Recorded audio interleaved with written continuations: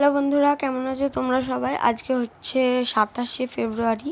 তো আজকে আমরা যাচ্ছি আমার বড় পিসি শাশুড়ির বাড়িতে।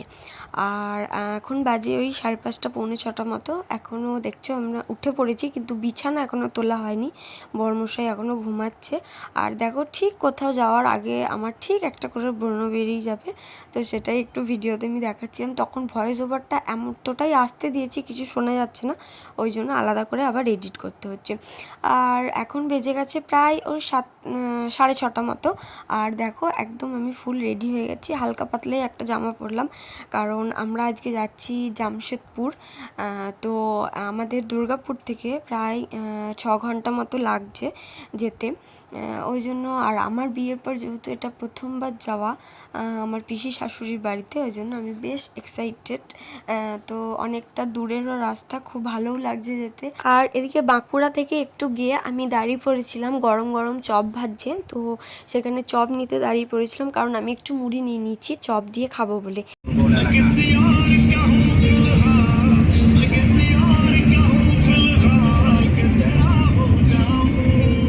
এখন বাজছিল ওই 10:30 থেকে 11টার মতো। তো আমরা প্রায় অনেকটা রাস্তায় চলে এসেছি। আর এদিকে আমি বাড়ি থেকে বললামই একটু মুড়ি নিয়ে এসেছিলাম, আর চপটা দিয়ে সুন্দর করে এখন মুড়িটা মাখিয়ে নিচ্ছি, কারণ বাঙালির চপ মুড়ি পেলে আর কিছু চাই না, তাই না? আর হ্যাঁ, প্যাকেটটা মিয়ামোড়ের হলেও ভেতরে কিন্তু চপ মুড়ি আছে। তো যাই হোক, এখন রাস্তায় যেতে যেতে চপ মুড়ি খেতে খেতে তো বেশ ভালো লাগছে।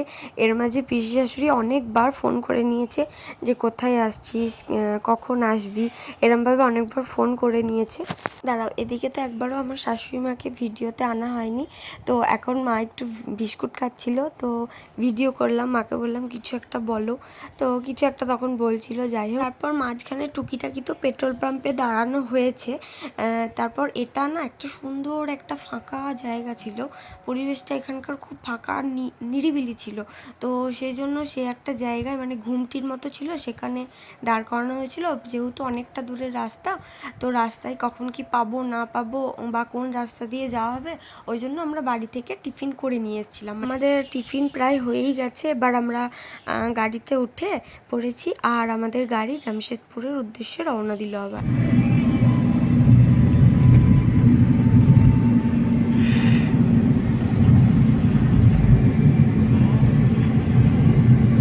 একদম পাহাড়টা গায়ের কাছে দাদা।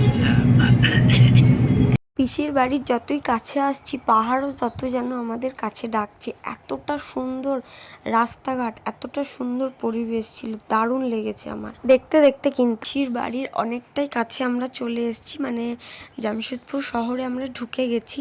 আর কিছুক্ষণের অপেক্ষা, ব্যাস তারপরেই পিসির বাড়ি চলে আসব।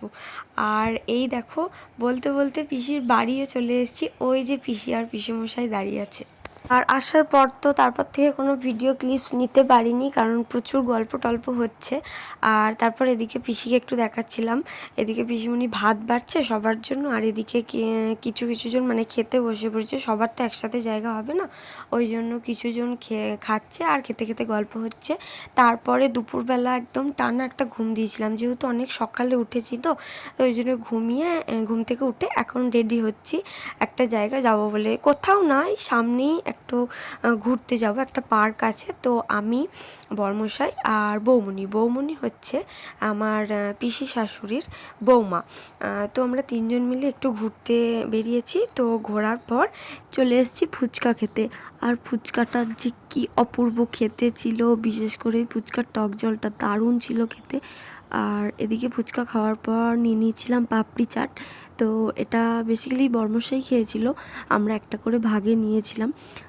তো চলো, আজকের ভ্লগটা তাহলে এখানেই শেষ করলাম। পিসির বাড়ি ভ্লগ দেখতে কিন্তু চ্যানেলটাকে সাবস্ক্রাইব করে দিও। তো দেখা হচ্ছে নেক্সট একটা ভ্লগে, বাই।